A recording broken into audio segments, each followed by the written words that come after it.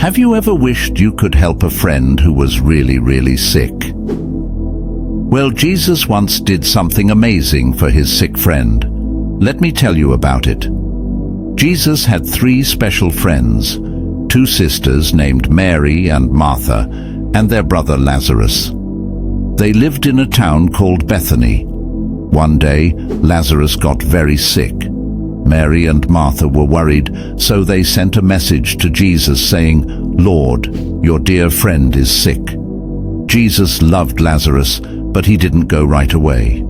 He waited 2 more days before heading to Bethany. By the time Jesus arrived, Lazarus had already died. Mary and Martha were very sad. Martha ran to meet Jesus. She said, "Lord, if you had been here, my brother wouldn't have died." Jesus told her, "Your brother will rise again." But Martha didn't understand. She thought Jesus meant Lazarus would come back to life at the end of the world. Then Mary came. She fell at Jesus' feet, crying, "Lord, if you had been here, my brother wouldn't have died." Jesus saw how sad everyone was, and he started to cry too.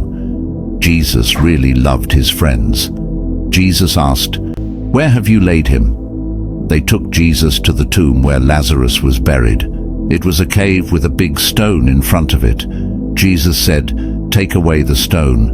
Martha was surprised.